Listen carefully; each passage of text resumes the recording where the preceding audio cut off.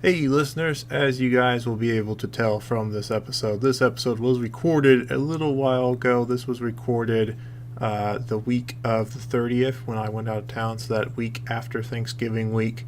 I did not get around to editing it, and it just kind of dragged on, and I've been very busy with my SRA duties, but I did go ahead and get it done and finished. I'm releasing it tonight, and then you can also expect the other regular episode to release tonight as well after this one. So, enjoy.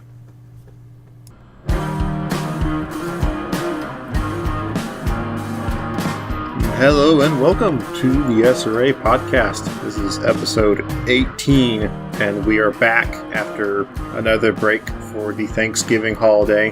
We were out and about, as it were, seeing family, doing things, being busy. As some of you might have heard, over the Thanksgiving holiday, on Thanksgiving Day itself, the SRA achieved 1,000 dues-paying members. So we were very excited to hear that, and just great show of support.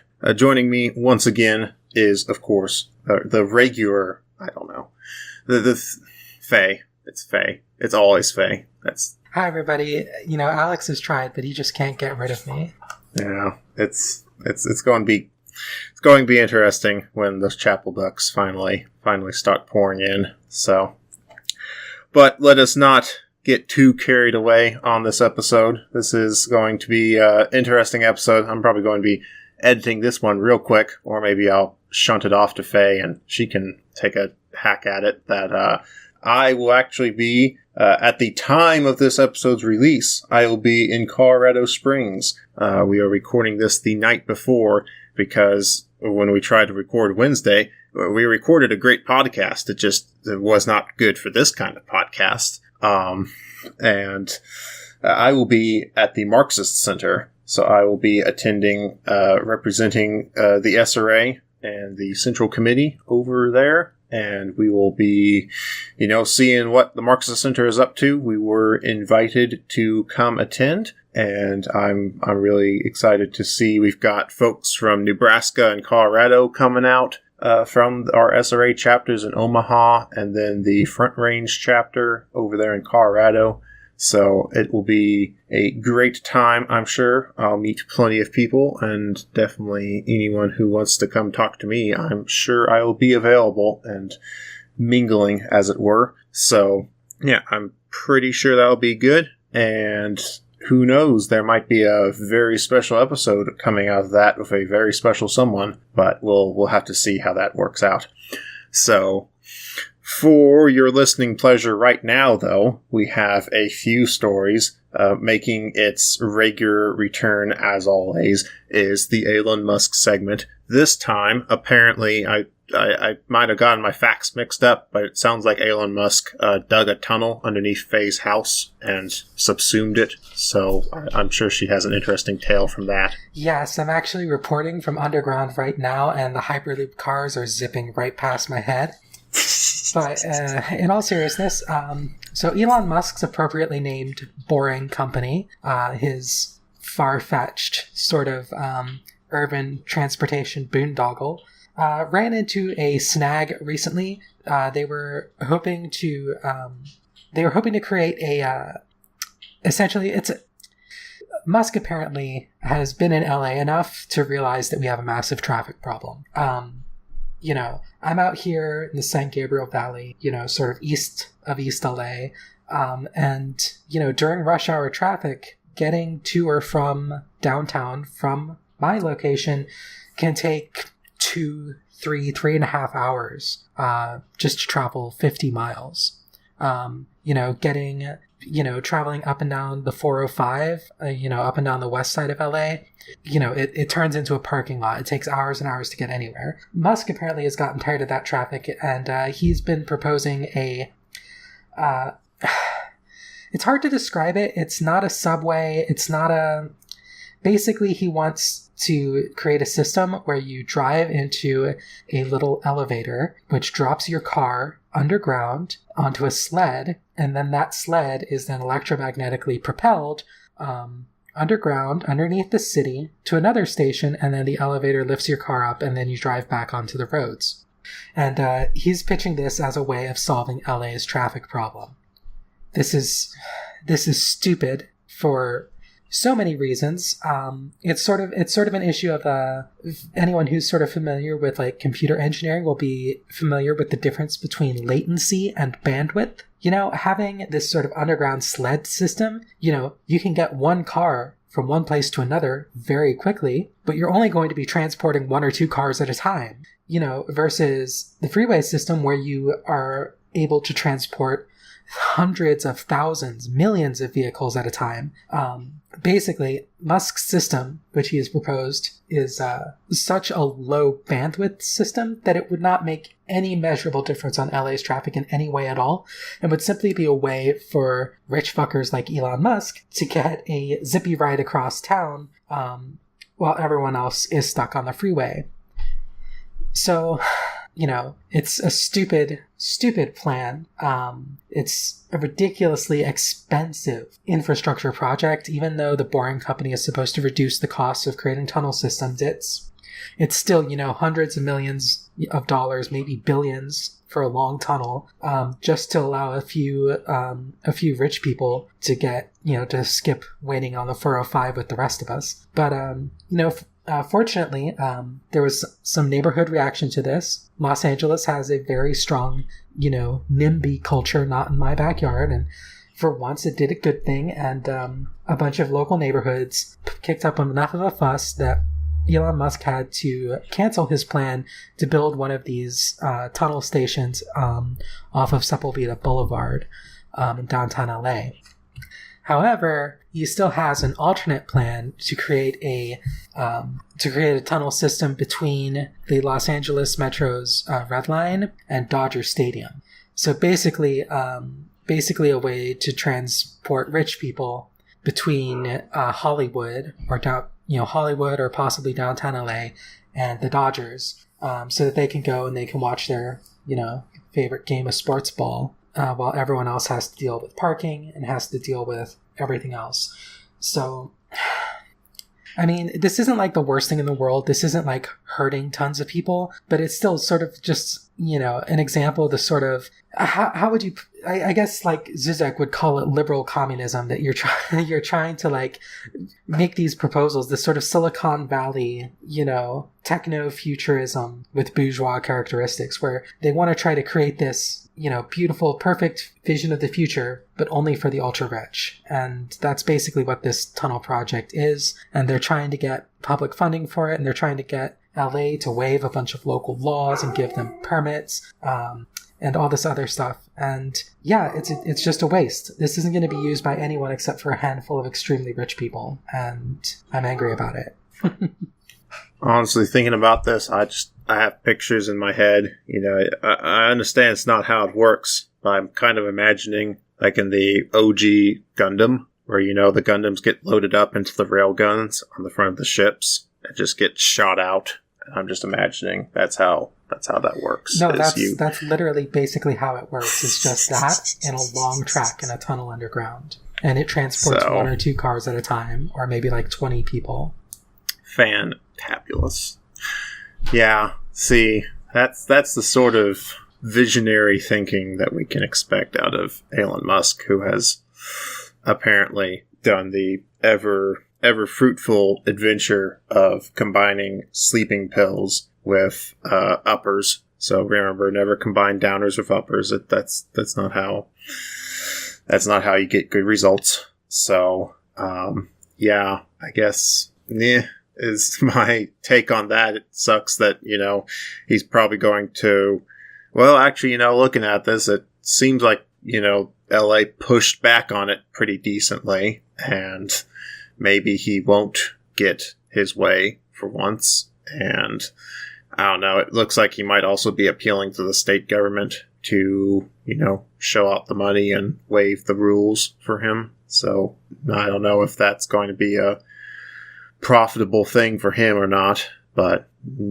seems like there's better ways that it maybe could be done. There's a few. How about more light rail? expand our public transit that everyone can afford and that will move more than one person at a time. Just a crazy thought. Yeah, that would be an option for sure of, building trains. We've gotten pretty good at building trains. Trains are tried and true technology, so that's always an option. And maybe also, I feel like one thing that California in particular suffers from, that like the urban sprawl is just too sprawly. Oh, it's awful. It's everything is so far apart and it takes so long to get anywhere. We're organizing the LA chapter of the SRA down here. And we had a great range day just this last Sunday.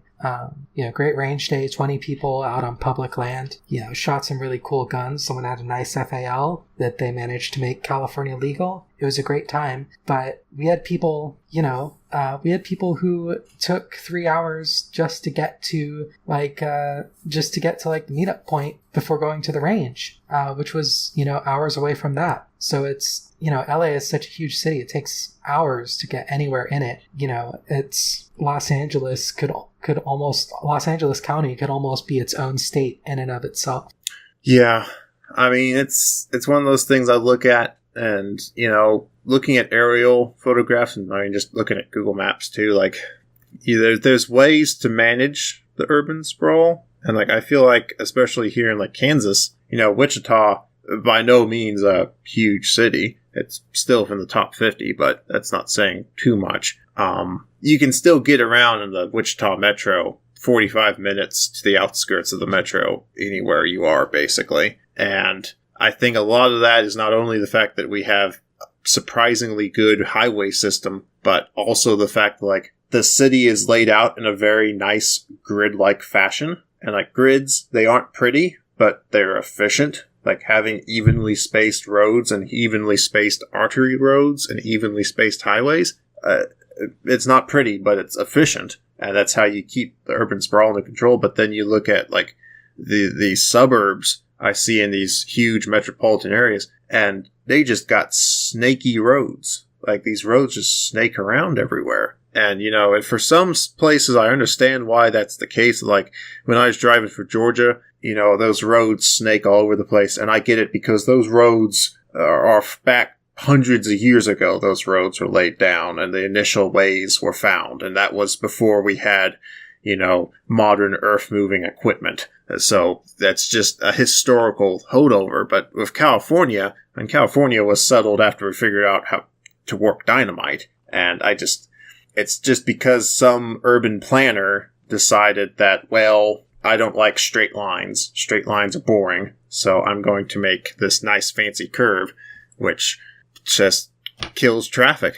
In LA, we've gotten good at making grids. Most of our wavy roads are wavy because they're up in the hills or they're up in the mountains or something. The issue is just low density. We have so much, spread out single family housing. We have so much low density commercial development. We have so many wide open parking lots spread out, freeways. Just the land use is so inefficient out here.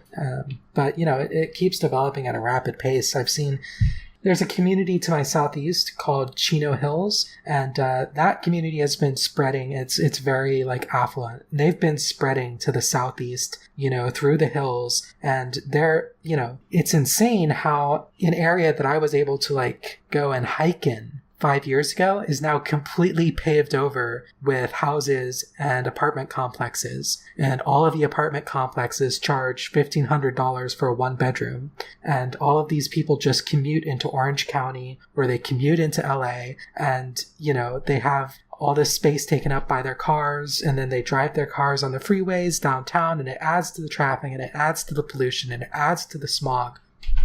And, they're building all these places in areas that are fire prone, right next to, sagebrush, chaparral sort of environments. And eventually the whole place is going to go up in flames. California is not well planned. We have figured out grids, but in terms of land use and density, it's a disaster. But anyway. Pretty much. Speaking of disasters. Yeah. So, the elections happened, and I don't know. I can barely muster the strength at this point that the Democrats, my dad used to tell me that the Republicans are a party that tries to find ways to lose. And if that's the case, then the Democrats have decided that if the Republicans can lose real good, that they're just going to lose even harder. And they're just going to try their darndest to make sure they never get elected again. And basically, it's beyond parody at this point. It's literally beyond parody that Chuck Schumer went up in the Senate and was like, so Trump wanted $5 billion for his border security stuff. The wall. Build the wall. Build the wall is what they keep telling us. And instead of $5 billion, Chuck Schumer said that he was only going to do $1.3 billion and that he wasn't going to negotiate in public, but he was going to do $1.3 billion instead of the $5 billion. Not that the wall isn't going to get built, but just that he's only going to give him $1.3 billion instead of $5 billion to do it. $0?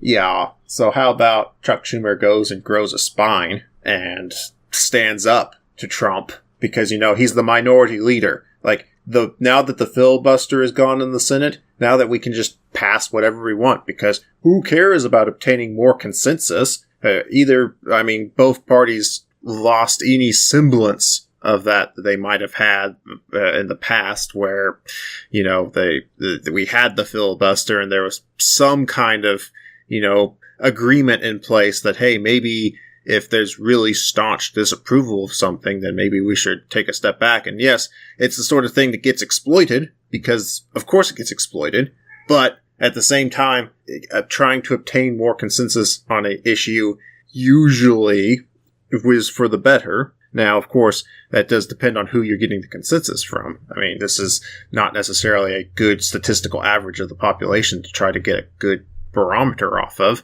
when you've got a bunch of rich white dudes in Congress, basically, and that's the barometer you're going to be going off of. But, at least there was some semblance of that, some kind of facade at least. And now that there isn't, well, what can you do as the minority party? You can't do shit. The only thing you can do is raise a gigantic fuss, and that's what they should be doing. They should be out there and saying, no, this is shitty and terrible, and why are you such a racist, and this is proto-fascism, very hardly even proto at this point. Well, but the thing is that they have a majority now, or that they will at the beginning of the beginning of the new year.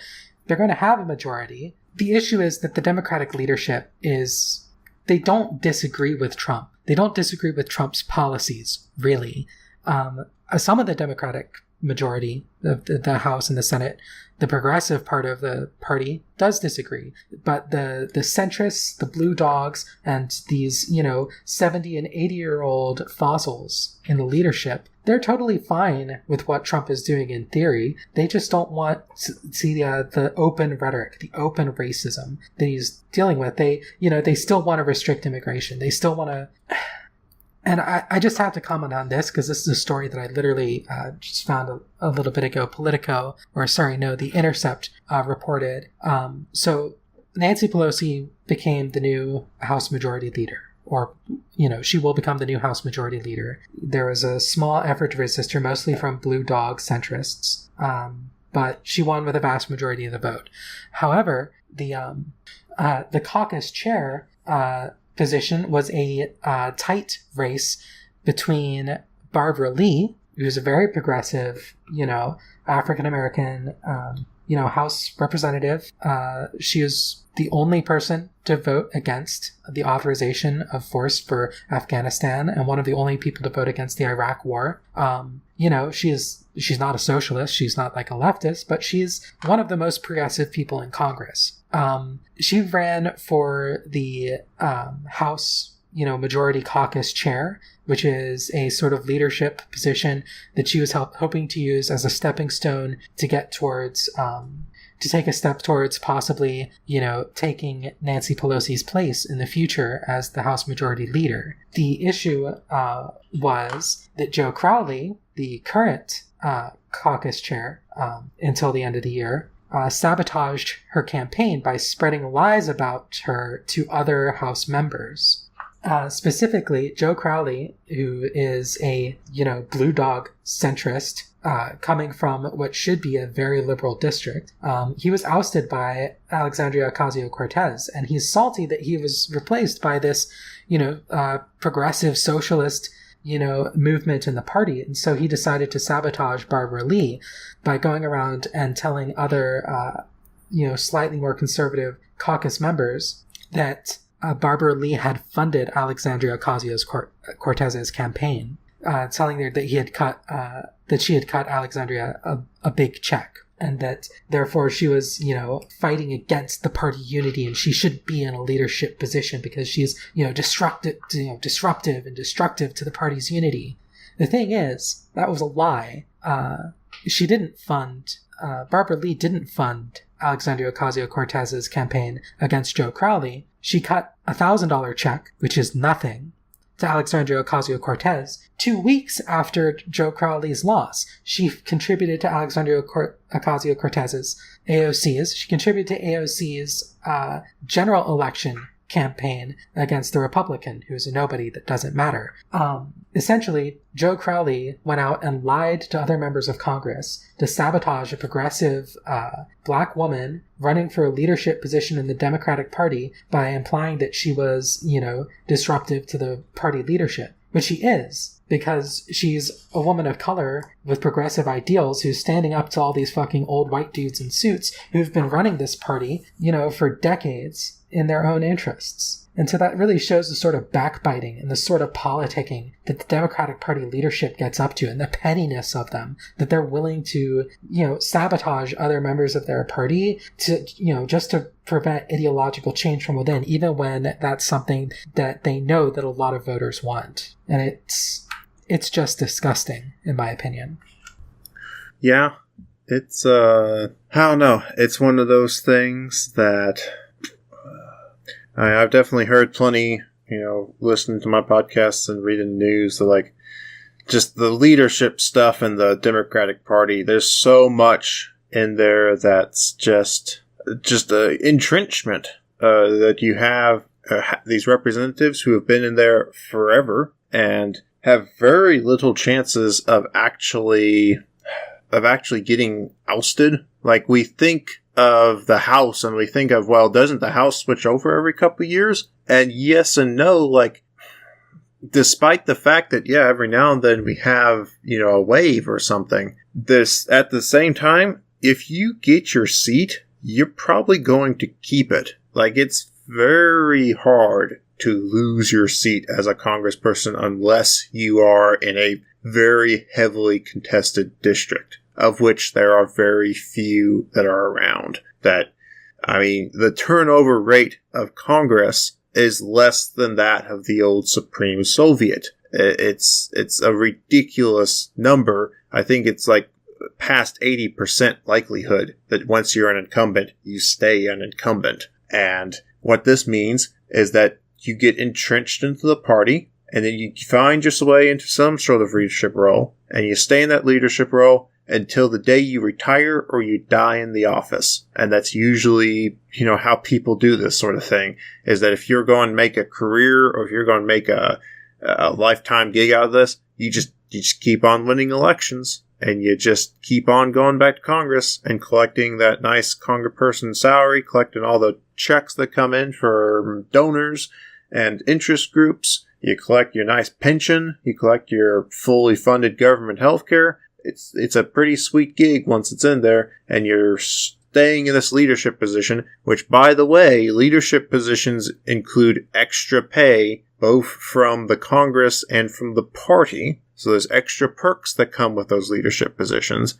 which makes people even less likely to want to step down from them and let somebody else take the reins. And you get these people that say, well, all these young people, they gotta learn, and they gotta learn the ropes, and they gotta wait their turn. The problem is their turn is going to be 30 years, because somebody gets elected in their 40s to 50s, and then they stick around, and then they live to be 90, because being a congressperson, kind of stressful, also kind of great. That it's a pretty sweet gig. That there's definitely a lot of stresses that go into it, but with all the benefits and perks of being entrenched into the party and being entrenched into DC politics grants you, if you're a serious career politician, and most people in these leadership positions are serious career politicians and not just, the quote-unquote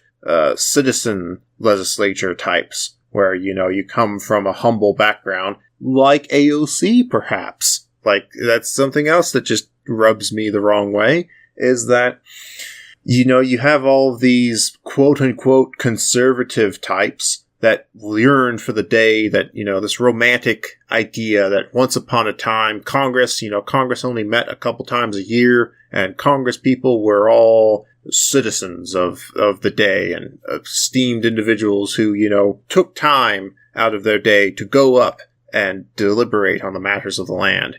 And of course, that wasn't how things were. In colonial America, most states had it to where you could only vote if you had land, and certainly if you were going to be a representative, you had land, and probably slaves and all these other things. And the citizens legislature in that context didn't really exist. And more so, in the modern day, you have AOC out there, and she's talking about how expensive DC rent is, and these assholes are just deceitful and liars and frauds, because they're out there. So she's making a comment, and I don't agree with everything AOC says. I don't think she always says the best of things, but she's still a very important step forward for us. She's still a good person. At least she isn't terrible like other people I could name. And she made a thing saying, look, I've got to go up for the next 3 months. I gotta survive 3 months without my job, because, Congress doesn't get sworn in until the end of January. So she's a congressperson-elect until then, a representative-elect until she's sworn in. And in the meantime, she still has to go to DC. She's still got to be involved in DC politics. She's still got to go do party politics. So she's got to be in DC for the next 3 months after the election. And she's talking about, how am I going to afford rent? Because, coming from a bartender salary, that's probably not enough to afford DC rent. And of course, these conservative pundits are out there going, just these vile people out there going, well, if you can't figure out how to budget on $172,000, which is what a congressperson makes in their salary, then how can you budget for the United States? It's like, it's all in bad faith. They keep veering back and forth between attacking her for being poor and attacking her for being supposedly rich. Like, one minute they're attacking her for, like, oh, you're too poor to afford rent and you don't know how to budget. Oh, but look, she has $7,000 in her savings account. Oh, wow. She's like, how can you be poor if you have 7,000 whole dollars? Or like, oh, wow, look, she has a suit. Oh, wow, that could have cost a whole $200, Or, oh, she wore a dress for this magazine shoot. Oh, wow, this was a designer dress. It must have cost thousands of dollars. Never mind that, dresses for those sorts of, photo ops are usually borrowed and not actually taken home by the people who wear them.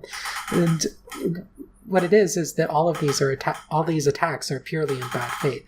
And if nothing else,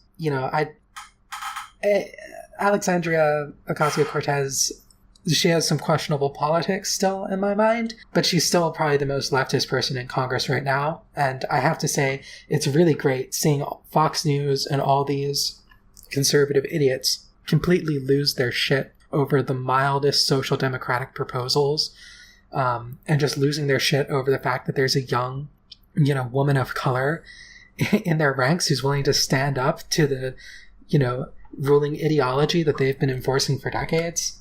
And I have to say, this isn't something that probably matters in the grand scheme of things, but AOC's Twitter game is on point. I mean, when it comes, she knows how to land a good dunk, is what I'm saying here.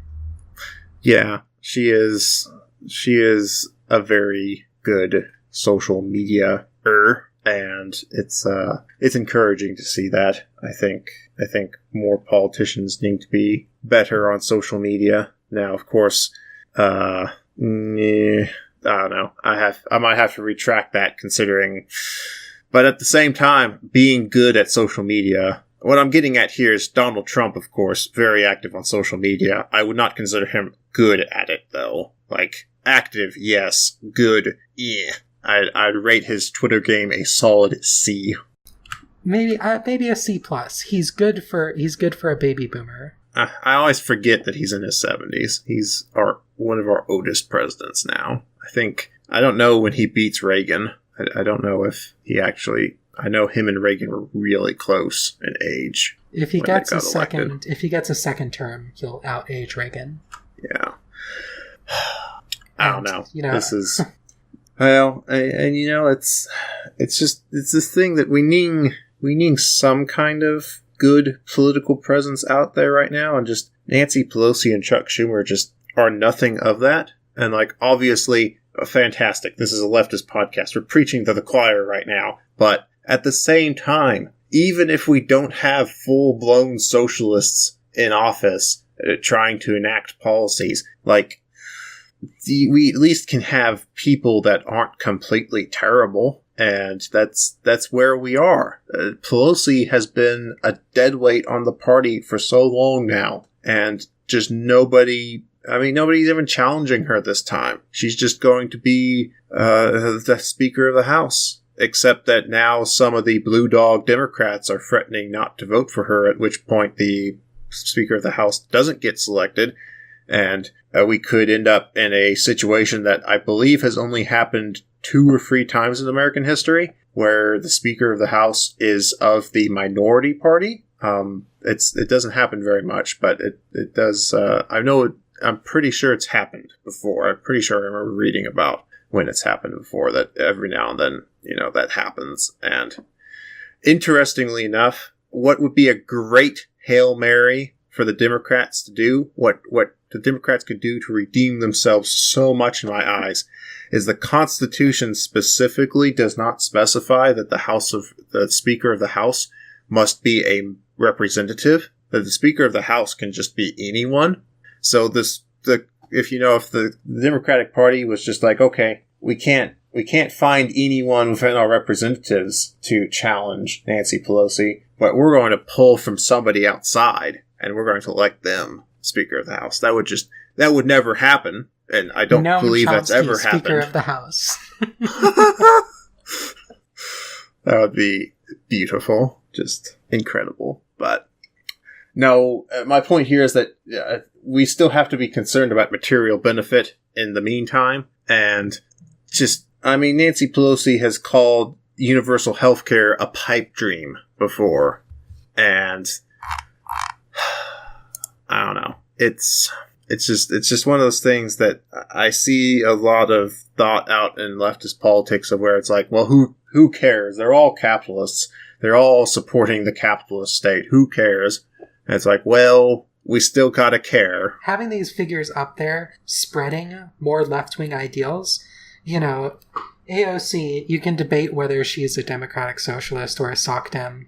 Some people think that she's a crypto, dem soc, democratic socialist, which maybe, but just having people up there, having people like Alexandria Ocasio-Cortez, having people like Bernie Sanders, even if they're not perfect, even if they still, endorse capitalism, even if they have shitty takes on Israel or on, or on other issues, even if they have occasional bad takes, simply having people up there who are willing to challenge the status quo matters. Getting these people's names in headlines, getting their ideas out there in articles, having them make proposals and make this, you have to win.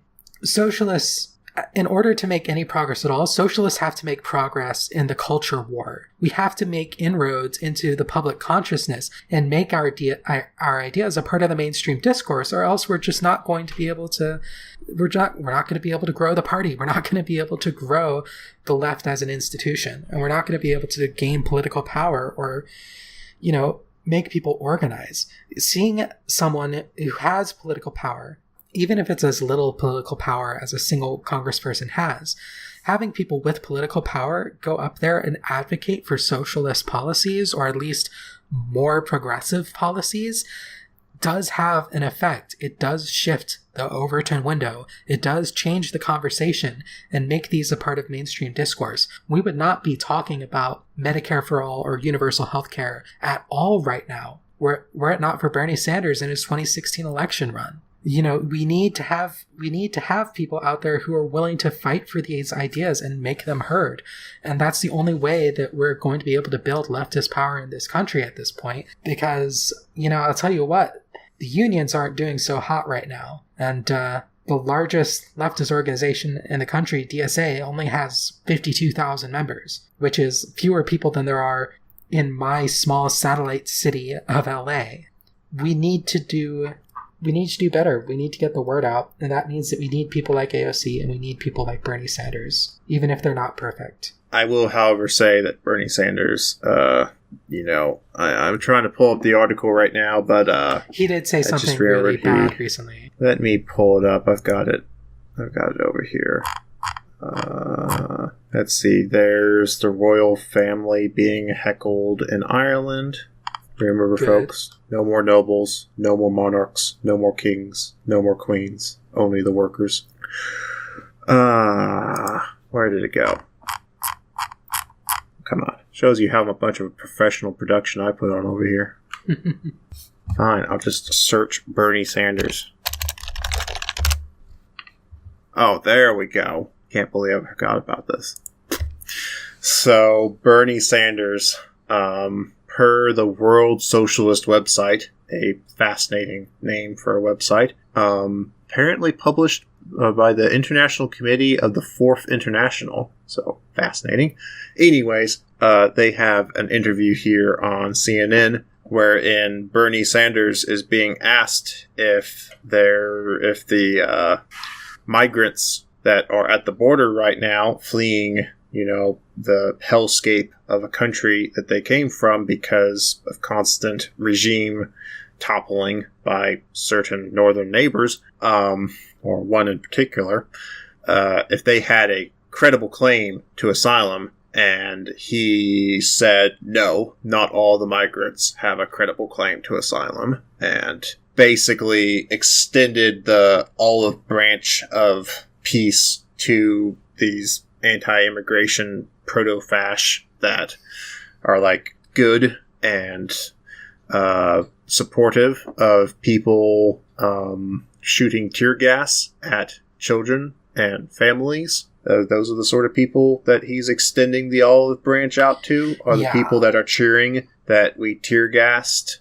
a mother, and I believe caused one of them to suffocate. Like, I remember seeing that, though I haven't seen it again, so I don't know if that was a sensationalist piece or if the media is just seriously suppressing it. I wouldn't be surprised if the media is suppressing this, because the media has a tendency to suppress things like this very heavily. Like, I mean, this is the thing. We fired fucking tear gas over the border into another country. So you want to fucking talk about sovereignty? You want to talk about borders and nation states? You know what would happen if Mexico fired stuff over the border? We'd probably march to Mexico City already. Like, it's... Yeah. Sovereignty only counts when it's us. And that is the epitome of nationalism. And it is why nationalism always leads to this fascist thought. Yeah. So that's a really bad take by Bernie. That's, you know, I saw that earlier and I was like, really? You know, so the thing with him is he's being pressured extremely hard by Democratic leadership right now to fall in line. I don't know if he's making this sort of concession because of that, or if he's just not. If he just doesn't give a crap about the migrants. I'm not sure which it is, but that's the thing, is we can't expect these, you know, political representatives like Bernie, like Alexandria Ocasio-Cortez, we can't expect them to be our ideological leaders. They aren't the people who are going to lead us in a more progressive direction. They're going, the people who are already on the left. The reason that they're important is because they drag the general public, which is on the whole still extremely reactionary and extremely liberal, is they're still to the left of the general public, and they can still shift people further to our side so that they can hear it. I don't know, criticize me for being, mildly pro-electoralism or whatever if you like, but I think it's, even though Bernie and AOC have crappy takes on the migrant caravan or on Israel-Palestine or whatever else, I still think that sort of presence in the mainstream political sphere, I think that's still important. Speaking of Israel-Palestine, here's a bit of a story about that just popped up today with Mark Lamont Hill. So I'm not sure if you heard about this, Alex, but basically CNN contributor Mark Lamont Hill is a longtime contributor to CNN. He's a media studies professor at Temple University. He made a speech at the UN, I believe it was earlier today, where he criticized Israel and advocated for Palestinian freedom and, the ability, he essentially called for a one-state solution where, Jews and Palestinians can live together in the land of Israel or Palestine or whatever you want to call it in a single state, and they would all be equally franchised and they would all be able to participate in a democratic society. He essentially called for a peaceful single-state solution.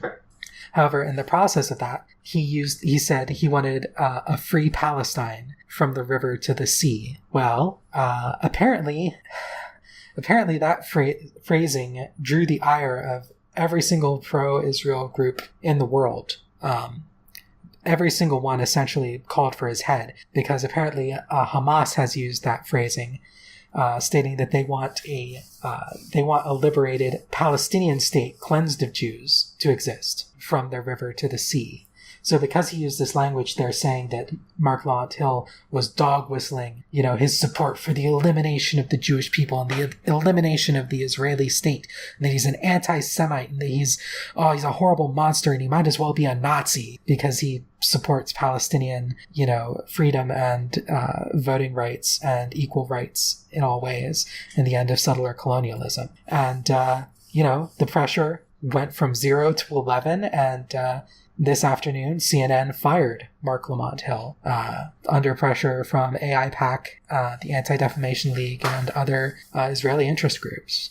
Well, moving on from this, and we'll see, listeners, if you're listening to this, whether or not how I decided to cut this apart. But let us have a quick transitional topic to come as a palate cleanser for this failure of society in general.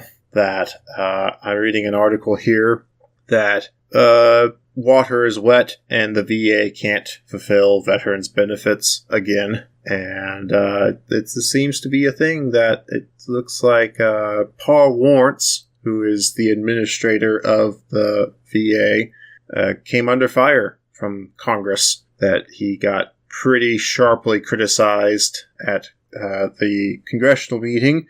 And Nancy Pelosi, again, soon to be Speaker of the House, went after this guy and said he had gross negligence and a shameful lack of accountability. Of course, the most recent thing in the news is that the VA has dropped the ball on the GI Bill. So actually one of the folks in our Central Committee, not him, but his significant other, has been having trouble with the GI Bill, and that's causing them some financial hardship. And this is something going on across the nation, that the VA just didn't process the GI Bills. And people who are trying to exercise that benefit and go to school aren't getting money. And it's not an insubstantial amount of money to just have vanish into thin air, especially when a lot of folks are take advantage of the program to go to school full time after they get out of their contract and don't have another job in place or something. And, it's one of those things like, people know my thoughts on, the situation of veterans that I do not buy into one bit the leftist adventurism that we seem to have, of where, people just shit can veterans because, or don't you know that America's an imperialist state and anyone who goes in to do that is just obviously baby killer. I was like, well, fantastic. That's just an excellent take you got there. Please keep it to yourself. But it's one of those situations this is one of the reasons people go into the military is paycheck and just really good benefits if they would actually give those benefits. And this is the thing that, like, Nancy Pelosi is up there criticizing this guy, and I don't know, Paul Lawrence, I have no idea who this guy is. I don't keep up with every middle-level bureaucrat that exists because you'd go mad if you tried to do that. The government is just too vast for you to keep track of all these people. But I do know for sure that even as the Democrats continue to vote for greater and greater Department of Defense budgets, that's not going to the VA. That's going to money pits like the F-35, which crashed in midair in front of everyone. The plane can't even fly properly. It can't even do the one thing a plane's supposed to do. And we've sunk trillions into it. Just massive amount of money. And where could all those trillions have gone instead of a failed weapons platform that can't even do the job of spreading imperialism, as it were, across the globe? Maybe you could have put it in some veterans benefits so that, a bunch of working class enlisted folk who got done with their contract and got out of the military could actually go and get the benefits that they are promised for selling their soul for 4 to 8 years. But, what do I know? Yeah. I don't really have a comment on that. You said everything that I would have said. I'm not in that space, so. Alas, listeners, sometimes I just get too ahead of myself and shut down the conversation before it even begins. Well, there's something else that is in the news that will be something to keep an eye on. That's, actually part of the name of this podcast. That we have a Supreme Court case to keep our eyes on now. That some individuals from D.C. apparently went to Texas to try to buy a handgun. And federal law prohibits you from buying handguns out of state. That you need to buy your guns in state. There are certain exceptions for like neighboring states for private party transfers and stuff. But even for FFLs, even for licensed gun ranges and gun stores, you can't go out of state and go somewhere to grab it. And these guys are making an interesting case. Of course, they're reactionary types, but what else can you expect when it comes to these things? But they're making an interesting argument here. So apparently Washington, D.C. only has one gun store that accepts out-of-state FFL transfers. So there's literally one place to go to if you're in Washington, D.C., if you live in Washington, D.C., which, remember, it's its own jurisdiction. It's its own independent legal body. So it's governed by the same thing as if you were going to another state by leaving D.C. So you have to stay in that one city, that one little territory that's been carved out for the capital under this. And so there's only one gun store that does out-of-state FFL transfers. And apparently they charge $115 minimum to process an out-of-state transfer. So their argument is this is an extortion racket. That not only is it an infringement upon their Second Amendment rights, but this is just a straight-up government racket to basically funnel it into exactly these situations where you only have one store that will do it, and that one store profits immensely off of it. And especially in a place like Washington, D.C., where the Washington, D.C. cops are just crazy about gun seizures and searching people for illegal guns and just constant stop and frisks of predominantly black men walking down the street. I mean, it's to the point where it's just a daily thing, like where it's almost a joke in the community now that when the police drive by, they lift up their shirts so that they can see that they don't got a gun stuffed in their pants. And anyways, it's going before the Supreme Court now that apparently they appealed it and they passed the district court, but then the circuit court turned it down on a panel, and then the circuit court barely turned it down again. It was like an 8-7 in the circuit court of turning it down and saying no, that Washington, D.C. or the federal government gets to impose that rule. But the Supreme Court has agreed to hear it. They're also making the argument that background checks have improved, that this is a law back from the 1960s before the instantaneous national background check, and so that there is no real valid reason for the government to place this restriction on people because you're going past the same background check no matter where you are, which yes and no, because it's only pulling off the federal system, whereas in Washington, D.C., my understanding is that you get searched for the local records as well. So like here in Kansas, you don't have local records searched, to the best of my knowledge, unless you apply for a concealed carry permit. If you're just going to the store and you buy a gun, then you're just getting the federal background check, which is not complete. I mean, obviously, we've had people who have been able to circumvent the system, who just never had their disqualifying events added to the system. I mean, there was that one Air Force guy who got dishonorably discharged, and then he went out and shot some people, and that was never put on the national background check. So there's some merit to what they're saying. At the same time, I wouldn't hinge the entire argument on it, but that's basically hinging your argument that the government can't allow the civil right because the government is doing a bad job at ensuring that it's done responsibly. They're basically saying that because we're bad at our job, we can't let you have your Second Amendment rights in this case. And it's it's going to be interesting to see how this goes. I think it's probably going to end up going in favor of gun rights. Roberts might decide to be contrarian for the sake of it because he's old as hell and he has nothing to lose. But Kavanaugh is an awful person and I hope he dies a horrible death.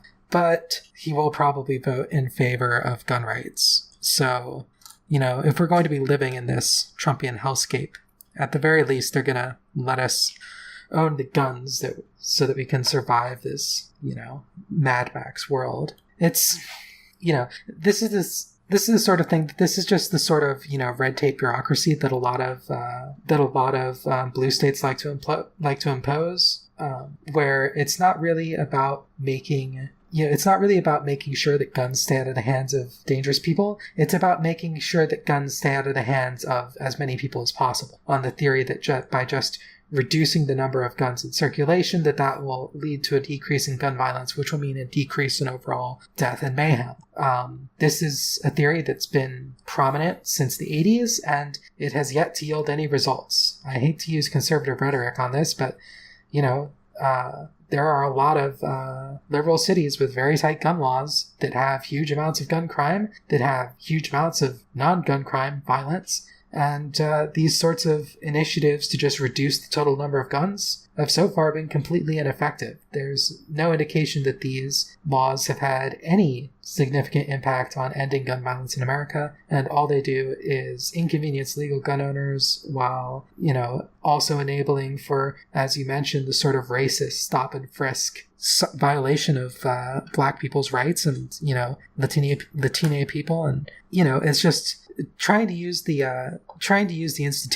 institutions of a racist bourgeois state to reduce violence is never ever going to work. You have to tackle these things from the source. You have to go after the socioeconomic conditions that lead to violence, and that means that you need to lift people up economically. You need to give them good wages. You need to give them upward mobility in their communities, you need to give them, an ownership stake in their community, make people invested in improving their community and give them the tools to do so, and stop, funding gentrification and allowing this to, progress where people are forced out of their homes by rising rent prices, so that more white people can move in and build more Starbucks and more Applebee's and whatever the hell else.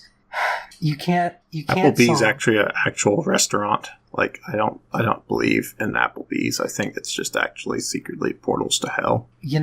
Every Applebee's, not to derail from this serious topic, but every Applebee's I've ever been in has looked exactly the same, except for which sports teams they have up on the wall. So you might be onto something there.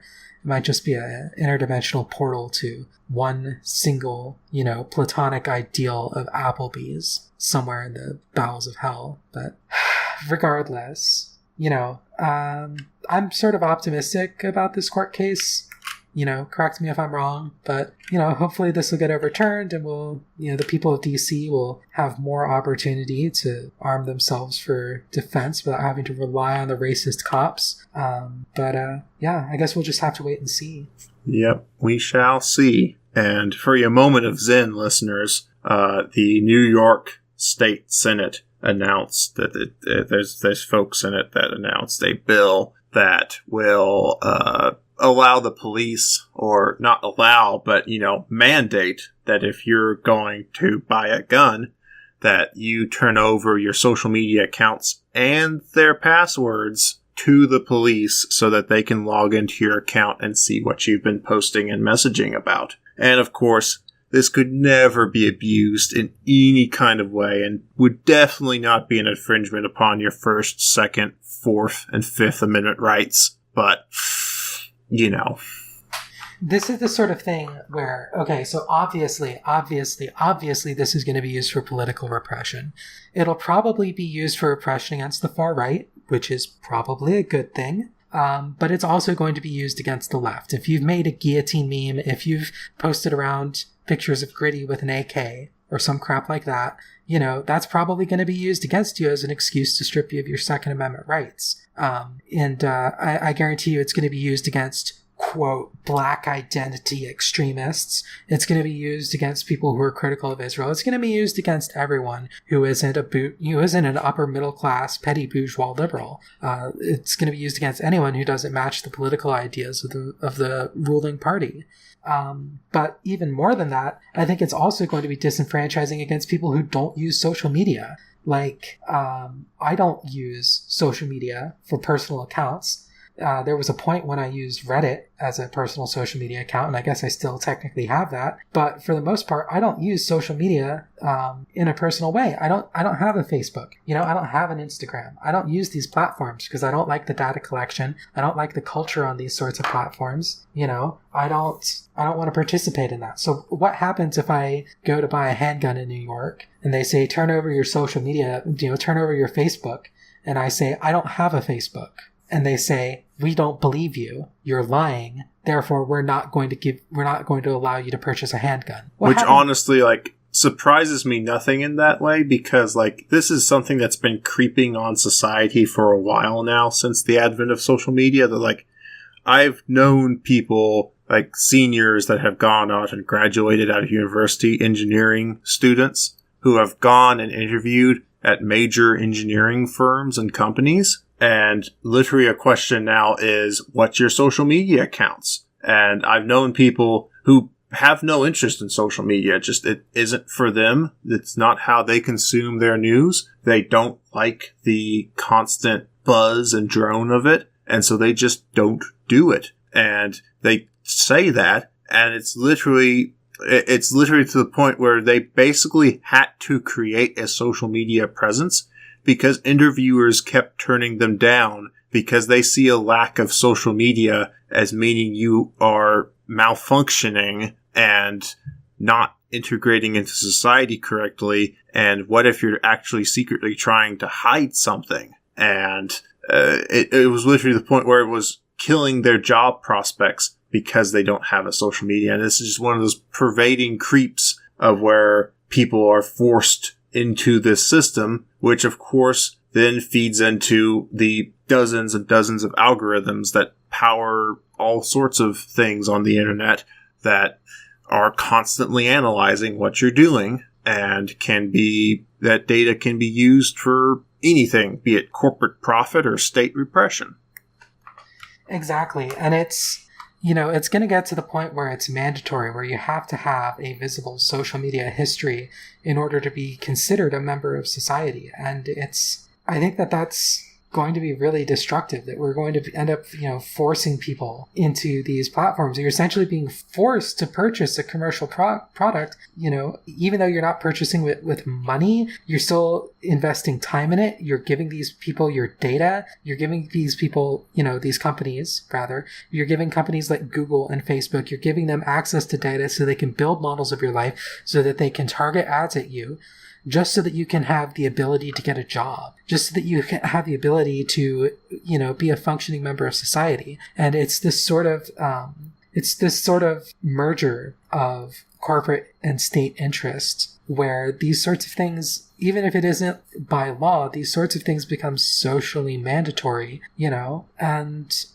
God, how do I put this? It's just we're being pushed towards a future that I don't want to live in, Social media, I interact with social media on a purely organizational basis for the SRA at this point. I do very little social media, for my own entertainment or edification or whatever. I really see it as a destructive force in our society. It can be useful in some ways for organizing, for spreading news, but, social media interaction, I think, is really corrosive to a person's mental health. I think it's really corrosive to discourse. I think it's really, I just think that it does bad things to our brain and bad things to our society. And I really hate to see this sort of, making this mandatory participation in this online sphere just to be able to purchase a gun or get a job, or hell, maybe even to rent an apartment at some point in the future. Oh, we need to check your social media to make sure you don't do anything we don't like, which of course just leads to people creating curated social media accounts to create a false image of themselves,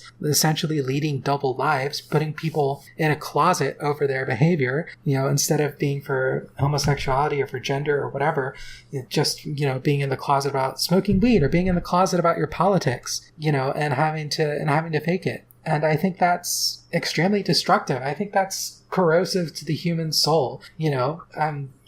Obviously I'm a materialist. I don't believe in souls, but it's bad. It's just bad. And I really, really don't like the direction that things are heading. And I think there's going to be some more bad news of this sort that we'll probably be talking about on future podcasts. I expect this to come up again.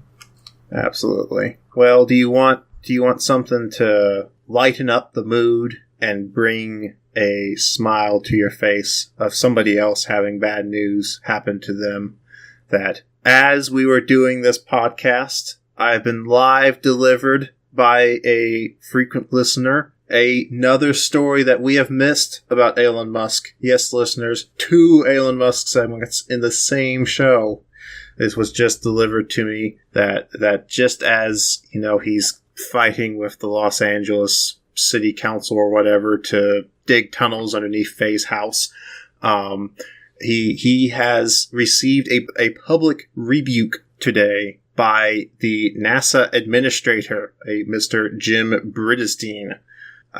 So today, Mr. Bridenstine was out talking to the press, and he said that in relation when he was asked, or in context when he was asked by reporters about Elon Musk taking a smoke of weed on the Joe Rogan show and chasing it down with some whiskey, Mr. Bridenstine said, "I will tell you that was not helpful, and that did not inspire confidence. And the leaders of these organizations need to take that as an example of what to do when you lead an organization that's going to launch American astronauts." So, I think he had a run-on sentence in there, or otherwise this article kind of cut that out, because he kind of switches midway and says, take that as an example. So it's kind of reading like he wants more people to do weed and smoke whiskey, or I got that backwards. keep that in there. Anyways, So, yeah. Smoke all NASA, the whiskey. Yes. Anyways, NASA does not approve, apparently, of Elon Musk's drug habits and does not approve, basically, and has ordered a extensive review. Apparently, NASA earlier this month, so that's already happened, but they were talking about it today, that NASA has ordered a review of workplace culture at SpaceX and Boeing, and basically wrote a letter to the board of directors at SpaceX telling them that maybe your employees shouldn't be going on live streams and being intoxicated while representing the company in an official role. So there's definitely rules about those sorts of things, and being a government contractor, NASA has a little bit more sway over SpaceX due to the fact that they can, in fact, cut those contracts, and there are other rocket companies really itching to get some of that coveted NASA bucks. Even though NASA doesn't have nearly as many bucks as they used to, it's still a lot of money on the line. It's lucrative. Here. And it's sort of, on one hand, it's bullshit because Elon Musk taking a few puffs on the Joe Rogan show doesn't really have any implication for the actual, performance of Tesla's employees. I'm sure that their engineers do a good job, but it's the sort of thing where, Elon Musk or even the engineering team, smoking a little weed now and then isn't necessarily going to cause any real degradation in the performance of their rockets. Presumably they're sober while actually doing important work rather than socializing with enlightened centrist podcasters like ourselves, of course. I think something that's much more likely to have a negative impact on the performance of Tesla's rockets and is more likely to cause an accident that might kill an astronaut is the fact that Elon Musk pressures his employees to put in 80-hour weeks and pushes his employees to the point where they have a massive turnover rate, where people have mental breakdowns, suffer from physical ailments, from, putting all this time. People are sacrificing their health and their sanity to get this work done for Elon Musk, often working unpaid overtime to help him get his shit in on schedule. And, I think that sort of culture is a lot more likely to have negative, that's a lot more likely to cause mistakes and errors and oversights than someone smoking some weed on their own time, or the freaking, celebrity CEO, burning one down on a podcast. But on the other hand, this couldn't have happened to a nicer guy. Let's be honest.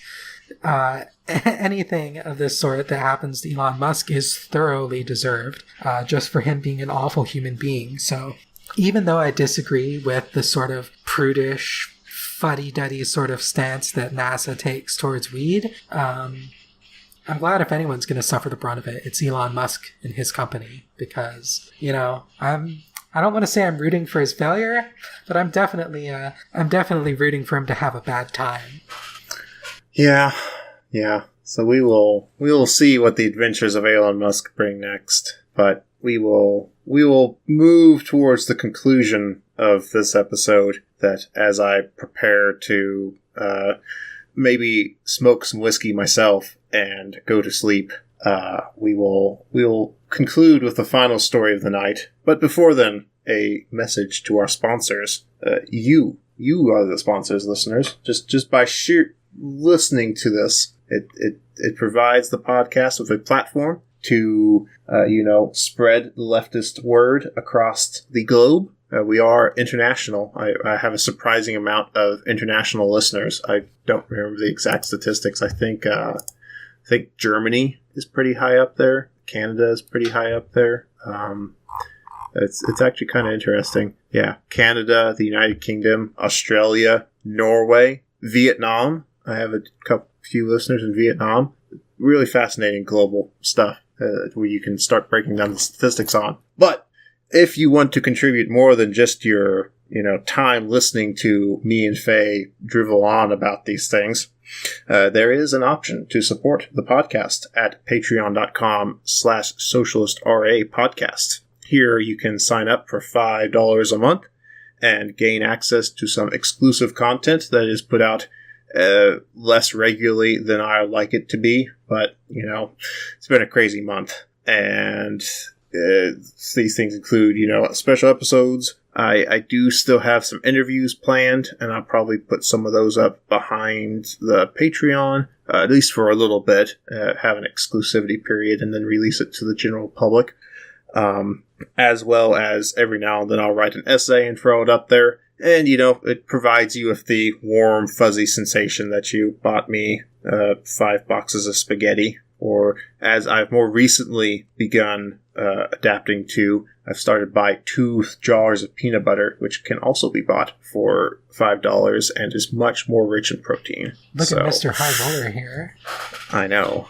That peanut butter is just delicious. So, if you want to further the cause of me buying 2 jars of peanut butter with your hard-earned labor vouchers, you too can go to patreon.com/socialistra podcast and begin tossing those in on a monthly basis. So let us conclude this episode with a brief mention to some maybe not great cyberpunk technology, or at least the beginnings of it. Microsoft has won a $500 million military contract that will have it adapt its HoloLens augmented reality technology to the battlefield so that soldiers have AR displays and can see their biometrics and can have target acquisition and just all the fun things of making real-life combat more into a Call of Duty game. Yeah, this is the sort of thing where, we're sort of gamifying the battlefield. This is a process that's been going on for a while. This was a story that was big back during the Obama years and sort of faded away. The American drone pilots who are dropping bombs on, maybe possibly terrorists, or more likely probably just random brown people in the Middle East, these drones are often piloted using Xbox controllers. And so you have this sort of alienation from the actual harm being caused by this warfare. And you have these people, basically watching a screen using a video game controller to fly this drone and drop deadly ordnance on people halfway across the world. And it's gamifying the experience and it's distancing people from the reality of combat and the reality of the horror that they're visiting on other human beings. And this is a process that's been going on for a while. And additionally, the U.S. military has been specifically targeting video gamers for recruitment.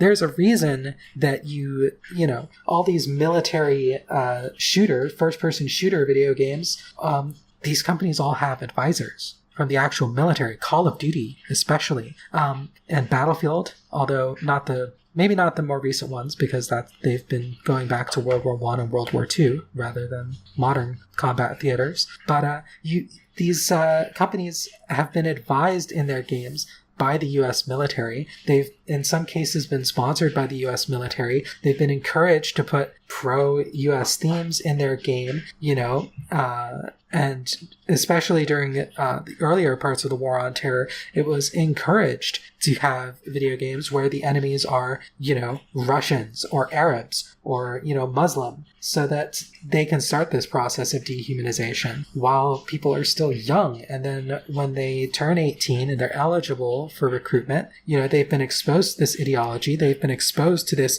gamified experience of shooting different colored people, on a screen, and then recruiting them because they've already been inculcated with this ideology, because they've already been used to, shooting people in the virtual world. I guess theoretically that makes it easier for them to shoot people in real life. And now that we're getting these AR displays where we're going to have, basically a heads-up display in front of soldiers' eyes, possibly highlighting targets, displaying orders, but like it's freaking Halo or something.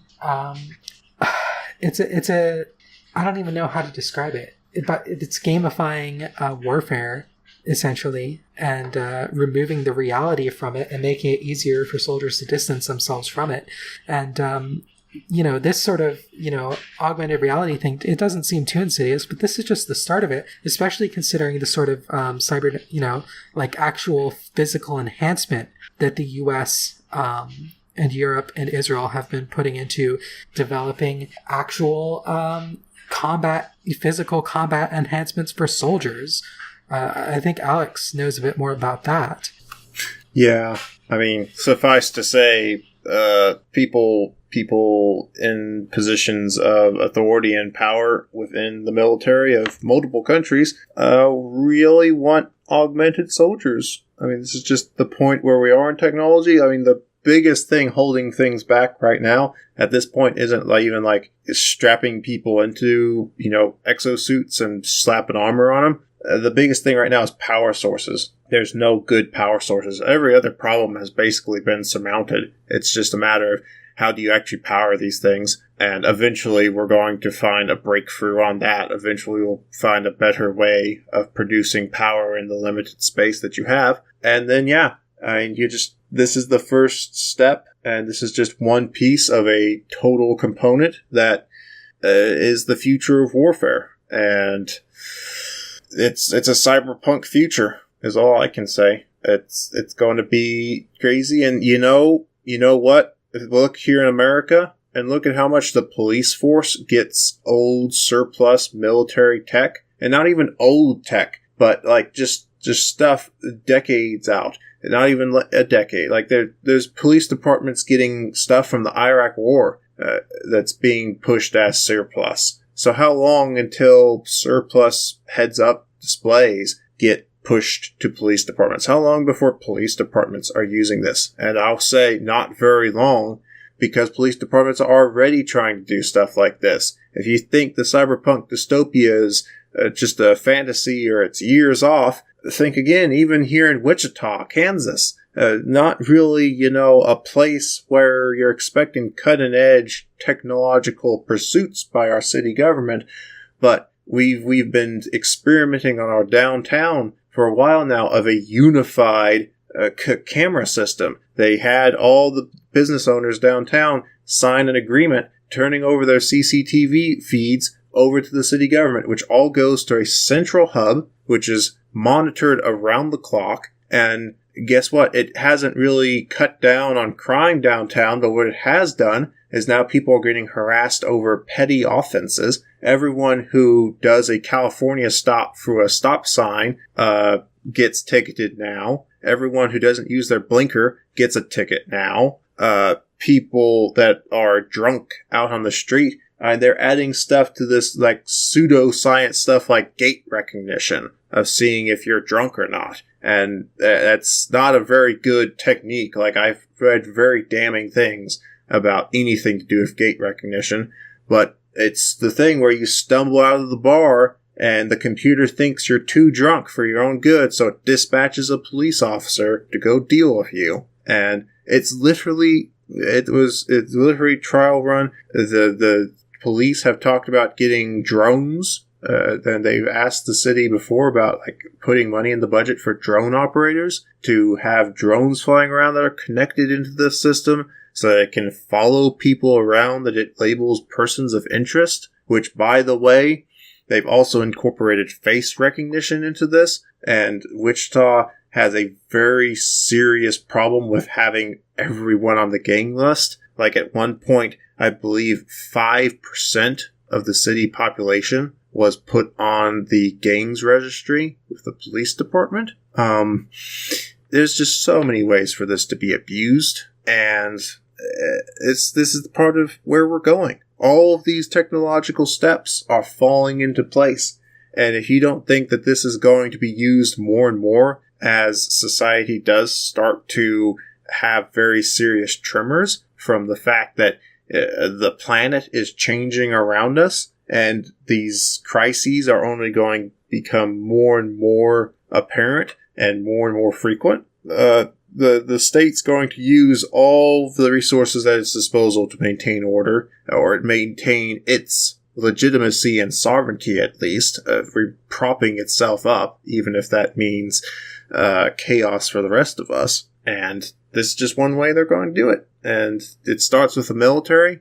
but it will come to civilian police forces as well. And that's honestly the scarier thing, is these police officers driving down the road and their heads-up display, they look at you and suddenly they've got your entire file pulled up. And now they know everything that the government's got on you. So I'm driving down the street and fantastic, their HUD is linked into whatever government database I'm surely on at this point, multiple, I'm sure, and now they can stop and harass me because they don't much like those leftists.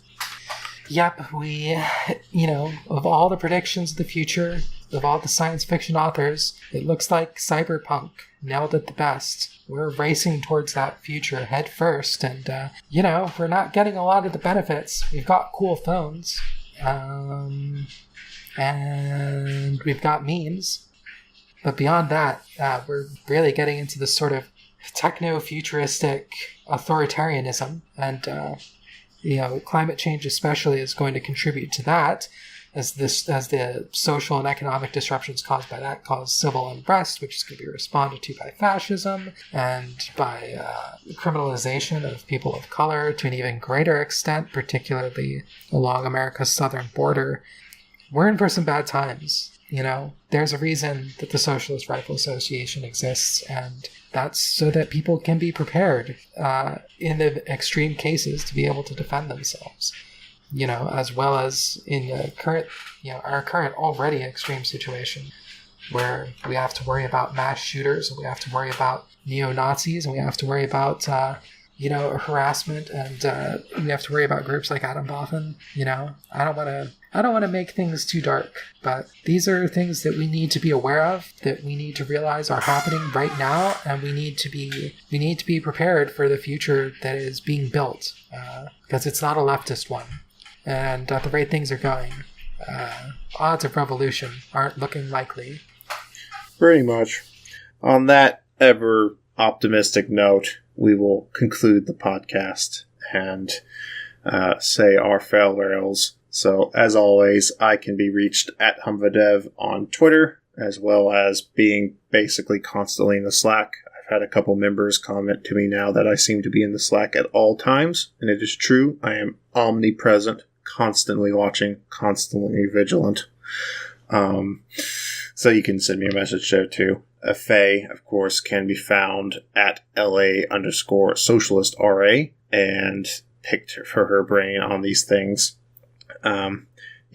Keep an eye out for anything maybe special happening with the Marxist Center that I'm going to try to work something out. We'll see if I can't get peoples on to be guests and maybe do a live stream from the center, though I've read the policy and apparently you're not supposed to do live streams, so maybe not live, but live in quotation marks. We'll see. So I'm hopeful that's going to be a fantabulous time, and I think it'll be pretty good for folks involved. It's definitely glad to see a bunch of different leftist groups getting together and being in the same room, at least. It's always good to see leftist unity in that fashion. So, with that, I'm going to go ahead and say I'm going to go seize the means of sleep, and probably not actually sleep because I got to go pack.